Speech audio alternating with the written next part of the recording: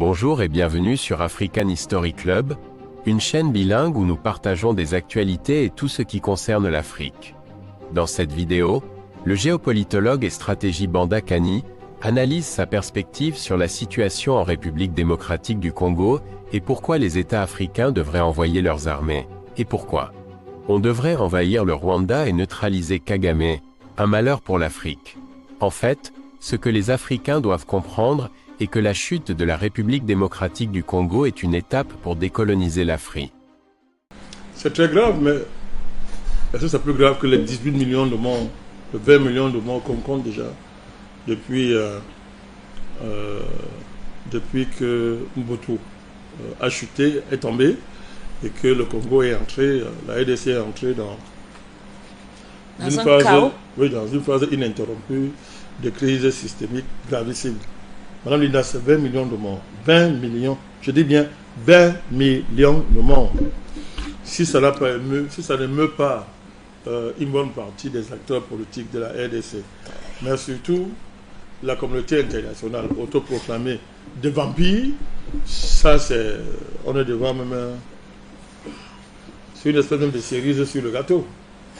Alors, il faut comprendre une chose, Madame Linda dit. D'abord, vous voyez très bien que on ne conçoit pas qu'un petit pays comme le Rwanda, qui n'est même pas, qui ne vaut même pas un véritable quartier à Kinshasa, puisse tenir tête à un mastodonte, à un État continental comme la RDC. Vous voyez très bien que ce n'est pas du Rwanda qu'il s'agit. Ouais. C'est l'Occident collectif et son totem, Israël, qui, n'est-ce pas, pour maintenir leur rente technologique, qui permet encore, n'est-ce pas, qu'ils essayent de résister à la vague de désoccidentalisation qui traverse le monde. Ce sont eux qui font aujourd'hui ce qui a été fait hier, oui, à notre insu, sans les moyens de communication que nous avons aujourd'hui. Autrement dit, c'est en plein jour. On prend nos matières premières en plein jour par la force, on tue nos populations. Avant, c'était un catimini. Non, maintenant, c'est en plein jour. On les massacre et tout et tout. Et les massacreurs, les génocidaires et les criminels, pendant qu'ils le font, vous parlent de droits de l'homme, de démocratie, de bonne gouvernance, vous présentent leur élégance diplomatique et les photos comme celle-ci. Ouais. Voilà. Alors, que voulez-vous? La ministre des Affaires étrangères de la RDC, vous voulez qu'elle fasse quoi? Le pays n'a pas d'armée. On sait dans quel état le pays se trouve. Mais président, ils ont les FARDC. Non, le pays n'a pas d'armée, n'est-ce pas? Ils ont les FARDC. Le pays n'a pas d'armée, donc Madame la ministre des Affaires étrangères est bien consciente de ça. Elle est obligée de faire cette diplomatie de l'impuissance. Mais je pense que nous n'allons pas jouer leur jeu en masquant l'évidence criarde de l'impérialisme, de la prédation la plus sauvage et la plus abjecte en plein jour, n'est-ce pas, dans laquelle l'Union européenne, les États-Unis, Israël, la France, l'Angleterre sont impliqués en plein jour. Le niveau criminocratique, ouais, de ces pays-là a dépassé les limites. Ça a dépassé l'aspect satanique. Ce sont des États vampires dirigés par des criminels, des assassins, des buveurs de sang. Des buveurs de sang. Ils ne sont pas rassasiés de cet océan de sang qu'ils ont créé depuis la chute de Mobutu. Je vous dis, c'est 20 millions de morts. 20 millions de morts. Donc, cette photo-là, l'Union européenne, on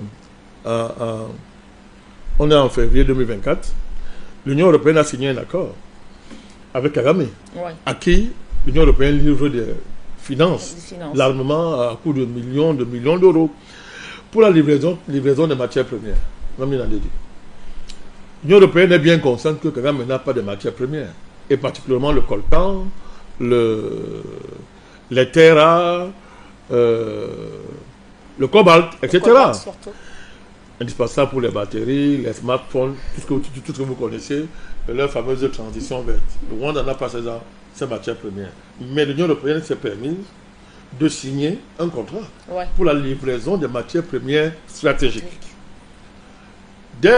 En avril 2024, a commencé, le M23 a lancé sa campagne terroriste et criminelle pour commencer à envahir les localités en RDC. Boukaya, je pense, aujourd'hui Goma, toutes les régions qu'elle a conquises avant Goma, etc. Donc ça veut dire quoi? Les choses sont claires. Vous ne pouvez pas me demander, signer un partenariat avec moi, de vous livrer ce que je n'ai pas.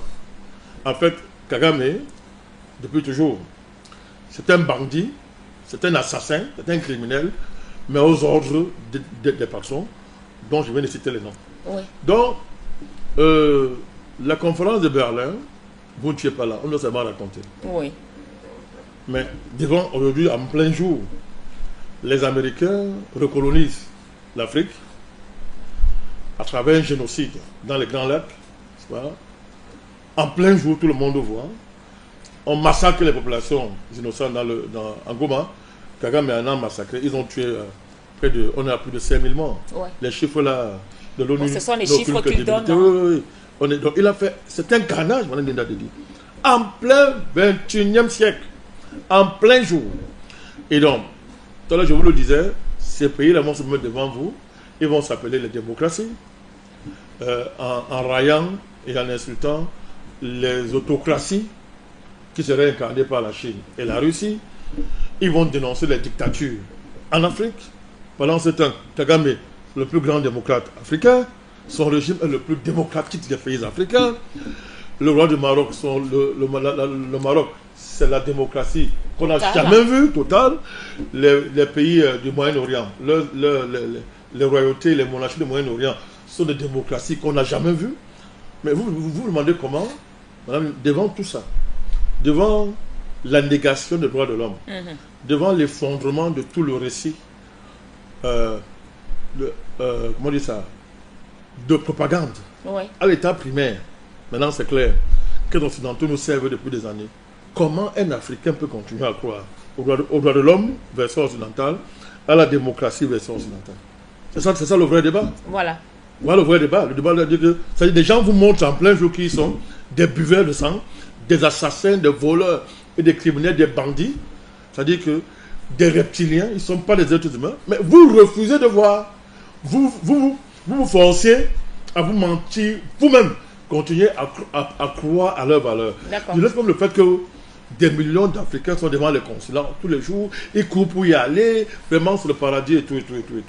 En refusant de mener les combats historiques qui sont ceux de notre génération. Donc, ce qui se passe là, que la France bloque le projet de sanction de l'Union européenne contre le Rwanda, mais qu'est-ce qu'il lie Macron à Kagame? Vous voyez que c'est quoi? Mais c'est pas la...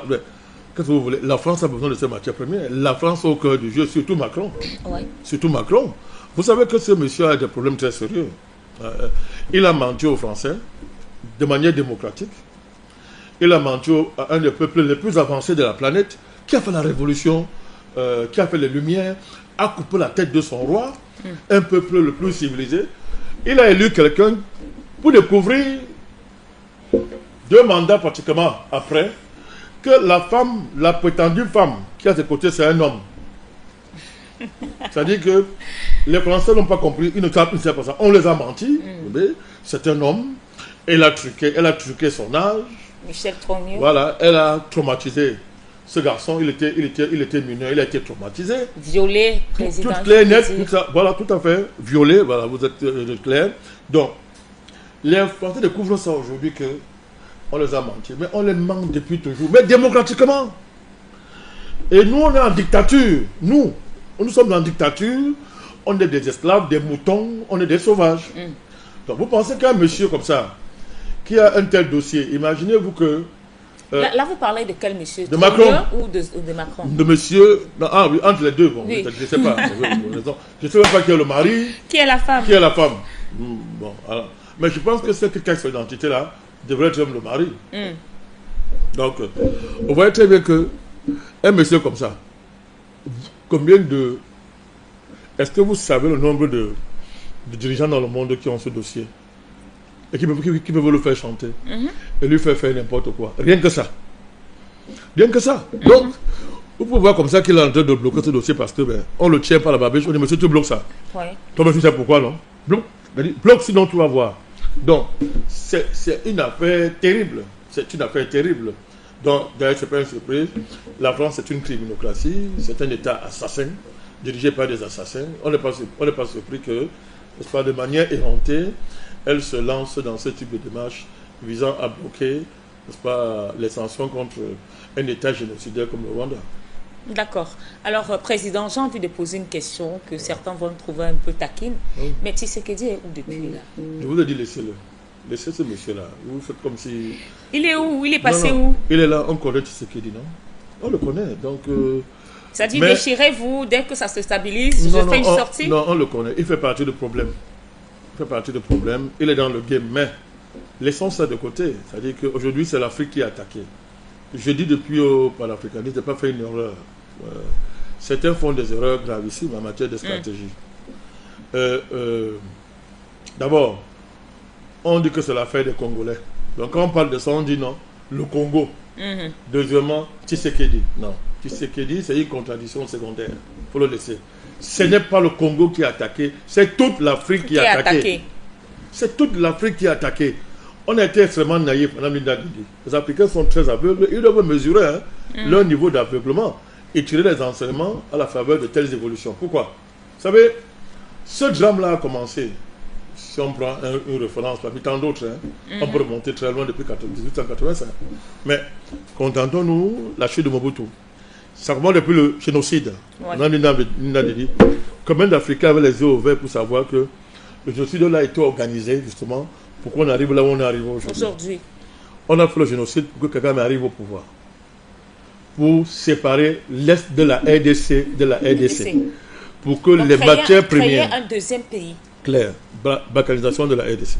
Pour que les matières premières de cette région-là, en attendant qu'on prenne d'autres régions du pays, reviennent à Israël, à la France, aux États-Unis, qui est le plus grand gourmand, à l'Angleterre, etc. Les Belges. C'est cela qu'il s'agit. Mais, qu'avez-vous observé à l'époque, dans les années 1994, Kagame était présenté en Afrique comme un grand leader, Bismarck des Grands Lacs. Ils étaient deux Bismarck, comme par hasard. Il y avait celui qui est à l'Ouganda, et Kagame, on les a, une propagande extraordinaire, les a vantés comme étant des génies du XXe siècle, une nouvelle génération de leaders, etc. Beaucoup d'Africains ont été fascinés par quelqu'un, Kagame, qui est responsable de 20 000 millions de morts. Il est co-responsable de 20 000 millions de morts parce qu'il est l'agent des Clinton, des Américains occidentaux qui ont organisé le génocide. Madame Linda. Le génocide rwandais a été organisé par l'Angleterre, les États-Unis en tête, Bill Clinton en particulier, n'est-ce pas, le Rwanda et dans une certaine mesure l'Ouganda. Kagame est l'acteur principal. Toutes les enquêtes internationales, Madame Linda dit, convergent depuis l'avènement depuis 1994. Toutes les enquêtes convergent vers lui, vers Kagame. Que c'est lui. Quand on pose la question, quel est l'élément déclencheur du génocide? C'est l'attentat de l'avion qui transportait les deux présidents, Donc, tous les éléments sont là. Madame Linda, les proches de Kagame, qui étaient avec lui, son ancien chef de service de renseignement extérieur, son ancien chef d'état-major, etc., tous qui étaient avec lui, qui ont voulu témoigner, par hasard, ils ont été tous assassinés. Oui, assassinés. Il y a un qui a échappé, assassiné. Il y a un qui l'a même pourchassé dans son hôpital pour le tuer. On l'a raté 2 fois, on l'a pourchassé dans son lit d'hôpital pour finir avec lui. Donc, il y a tellement d'assassinats, madame Nina Dedi. Je vous dis que tous les indicateurs, vous prenez les propos du général Dallaire, le Canadien qui était le chef d'état-major des forces onusiennes. Vous prenez les propos de M. Luc Marshall, etc. Toutes les enquêtes, les rapports de l'ONU, tous les rapports de l'ONU sur la question sont clairs. Tous convergent. Mais quelqu'un, je vous pose une question. Qui le protège? Pour M. Macron a été obligé de fabriquer une fausse repentance en truquant la vérité pour accuser la France même de ce que pour une fois la France n'a pas fait. Macron a été obligé d'aller faire une repentance fabriquée pour justifier une réconciliation avec le Rwanda dans le but de repartir dans le projet que vous êtes en train de voir là pour que la France ait sa part dans le gâteau. Donc vous voyez, C'est très grave pour qu'on s'attarde sur ce qu'il dit. Ce qui est important, c'est de voir que les populations au Congo ont compris. Et ils s'enrôlent dans l'armée. Ils sont des centaines de milliers, dizaines de milliers, ils s'enrôlent dans l'armée. C'est une espèce de renaissance du nationalisme congolais. Oui. Une espèce d'hommage à Lumumba que M. Tshisekedi et son père ont sali. Bon, pas Tshisekedi fils, le père. Mais comme lui il veut faire de son père héros national, voilà pourquoi je le cite. Mais son père a traité Lumumba de capot. Oui. Voilà. Ouais. Son père était d'accord que les Tchombe, les Mobutu, la clique là, n'est-ce pas, une fois de plus manipulée par les Occidentaux, qu'on tue Lumumba comme on l'a tué, n'est-ce pas. Aujourd'hui, c'est le retour du nationalisme congolais. Il y a une renaissance de ce, n'est-ce pas, de cette idéologie qui se traduit par la détermination des jeunes Congolais à ne pas voir leur pays tomber. C'est ça qui est intéressant pour nous, Mme Linandeli. Oui. Donc, il reste que maintenant les États africains, pour une fois, fassent preuve de dignité en envoyant les troupes. Pas les discours et les déclarations. Envoyer les troupes pour aller renforcer déjà l'action qui est engagée par la République sud-africaine, que nous saluons, Ramaphosa. Ouais. J'étais souvent très critique avec l'Afrique du Sud. Vous savez, depuis Mandela, mes désaccords avec ce pays sont clairs. Mais dans ce dossier, l'Afrique du Sud fait honneur à l'Afrique. Il faut que tous les États africains rejoignent l'Angola, rejoignent la Tanzanie, etc., tout, le Burundi, qui sont en première ligne, n'est-ce pas, pour faire échouer ce projet de recolonisation de l'Afrique, cette fois-ci, avec en tête, madame, c'est important, avec en tête les États-Unis. Parce que ce qu'il faut savoir, et je voudrais terminer par là, c'est que la conférence de Berlin, 1895, a été 85, pardon, a été la conférence qui a organisé la colonisation du continent. Oui. Cette fois, c'était l'Europe, la Belgique en première ligne, mais c'était l'Europe qui était en première ligne. Avec la chute de Mobutu et le génocide, c'est l'Amérique maintenant elle-même qui vient recoloniser le continent africain, avec la volonté de reprendre à la France son statut de gendarme de l'Afrique. Il y a un responsable de haut niveau américain qui va le dire dans un discours. C'est Ron Brown. Il va le dire clairement, il va dire que ça va, c'est fini l'époque où la France et l'Europe étaient les gendarmes de l'Afrique. Nous, on vient reprendre notre place et nous allons conquérir les matières premières africaines. C'était dit de manière solennelle dans un discours. Ron Brown l'a dit.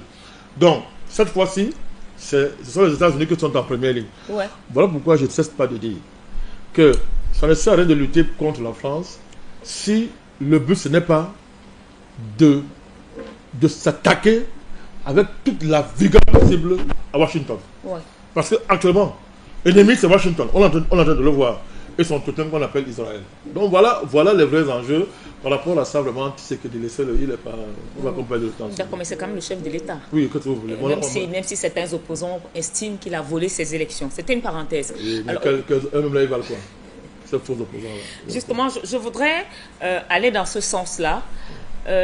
Malheureusement, nous avons souvent vu dans certains pays, quand un pays veut éclater, il y a quand même si ce sont des pseudo-opposants, qui ont leur mot à dire.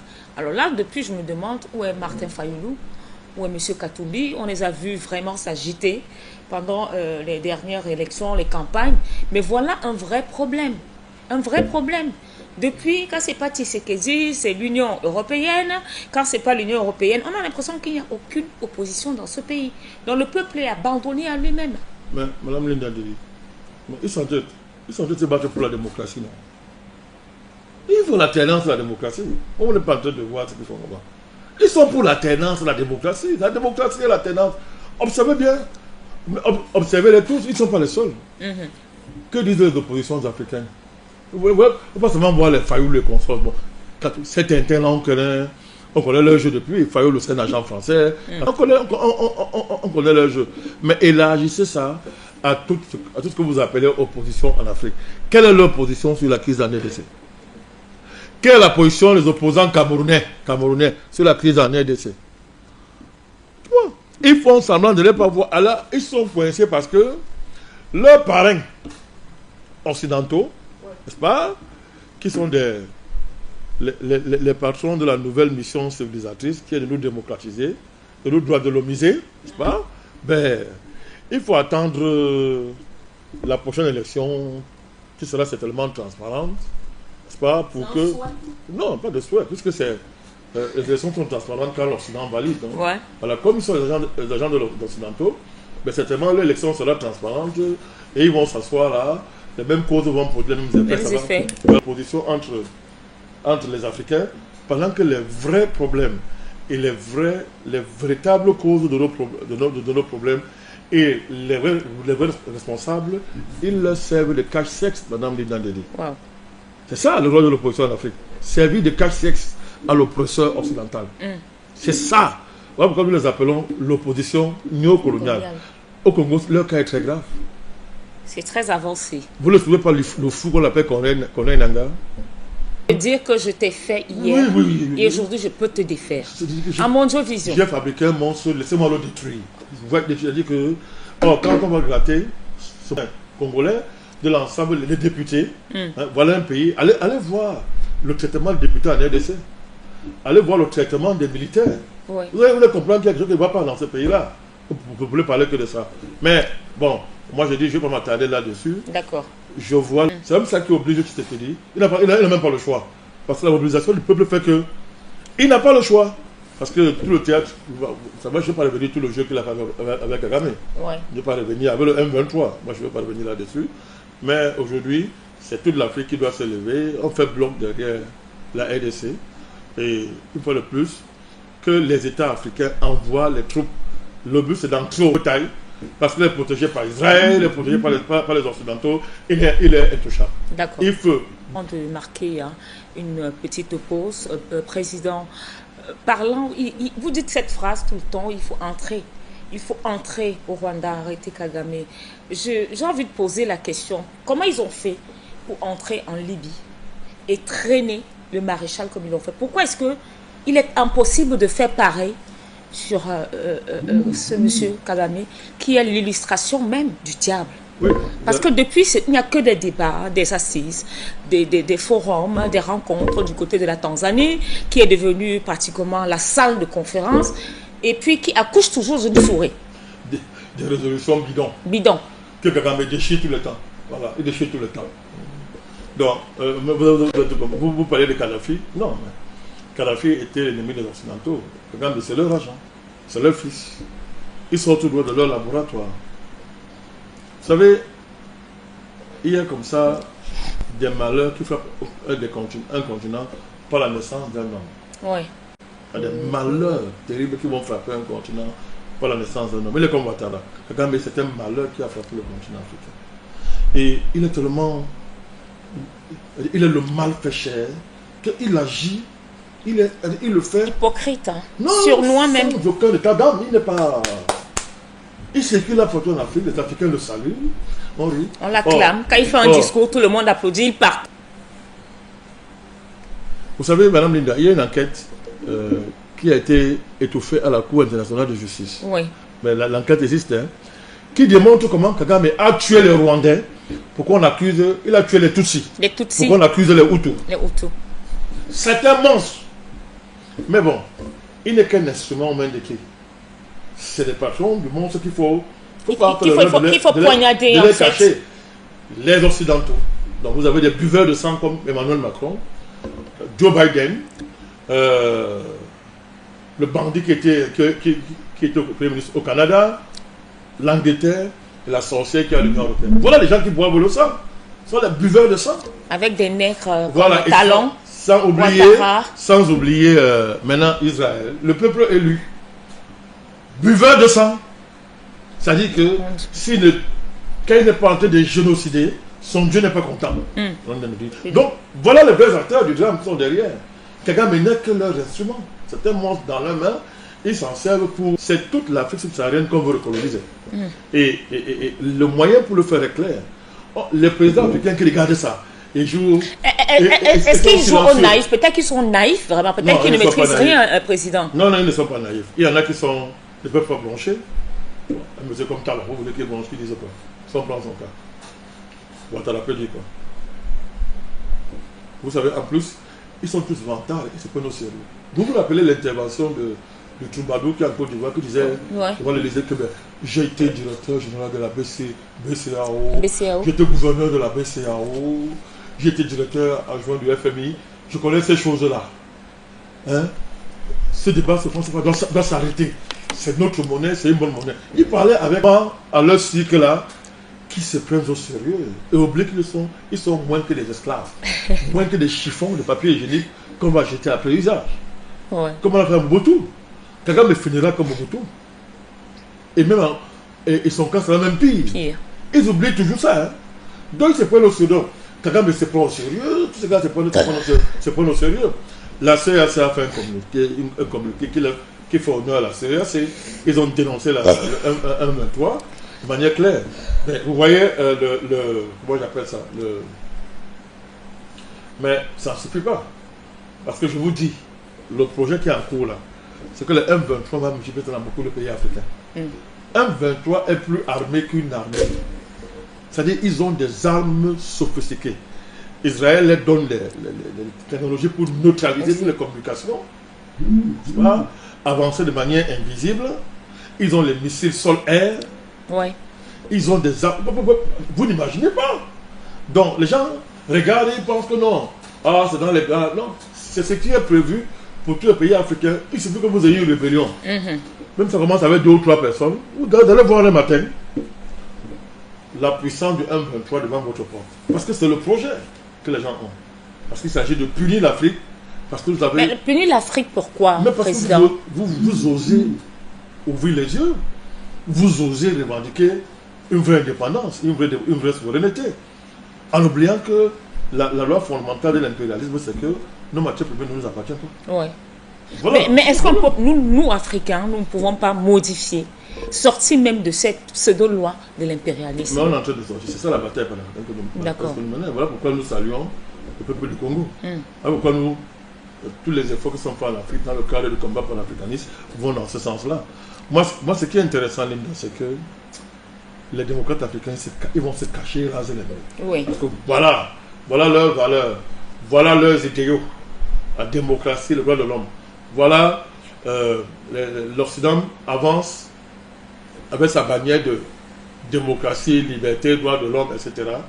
Qu'on oppose, je répète, à l'autoritarisme, au régime obscurantiste. Le truc qui est à l'Élysée a dit la dernière fois devant les diplomates occidentaux qu'il y a une internationale réactionnaire. Bon, il a dit, comment qualifier l'international qui est derrière Kagame? Comment qualifier l'international qui est derrière Netanyahou, génocidaire à Gaza? Comment qualifier l'international qui agissait dans le Sahel? Des gens qui versent le sang, boivent le sang, ne sont jamais rassasiés. Ils sont pires que des vampires. Et c'est l'un d'eux qui se met dans le monde entier et parle de l'international réactionnaire. Quelqu'un, je répète encore, on ne sait pas s'il est un homme ou s'il est un zombie. Oui, moi je ne sais pas qui il est. Macron. Donc, vous voyez, c'est ça à quoi on se trouve. Vous voyez très bien que les millions d'Africains qui mangent dans ça, sans problème. Vous savez qu'ils sont nombreux en France. Ils veulent faire croire qu'on peut changer l'Afrique à partir de la France. C'était justement ça ma prochaine question. Non. Oui, bien sûr, c'est-à-dire qu'ils sont en France, aux États-Unis, on les appelle une certaine diaspora. Ils veulent se convaincre que la France, les États-Unis peuvent être des points de départ où on peut construire une révolution pour changer l'Afrique. Et ils ont leurs relais en Afrique là. Ils sont très mal à l'aise quand leurs valeurs, le vrai visage de leurs parrains, sont aussi exposés comme on est en train de voir là. C'est vrai que la crise là m'intéresse. C'est pas seulement vrai pour la démocratie et le droit de l'homme. C'est aussi vrai pour les spiritualités, les religions. Ceux qui pensent que Israël c'est le peuple élu. Tous ces chrétiens qui prient matin, midi, soir pour Israël dans leurs églises là. Il y a le drapeau de leur pays, le drapeau d'Israël. En RDC, les gens priaient matin, midi, soir le drapeau d'Israël. Mais continuez à prier. Voilà Israël. Voilà la réponse d'Israël. Vous voyez, donc il y a beaucoup d'enjeux qui sont en train d'être portés au pinacle, n'est-ce pas? Pour que, enfin, la marche faisant, la désaliénation du continent s'accélère et qu'on soit véritablement libre à tout point de vue. Regardez l'action de l'Église catholique en RDC. Regardez les soutenus. Voilà à quoi ils servent.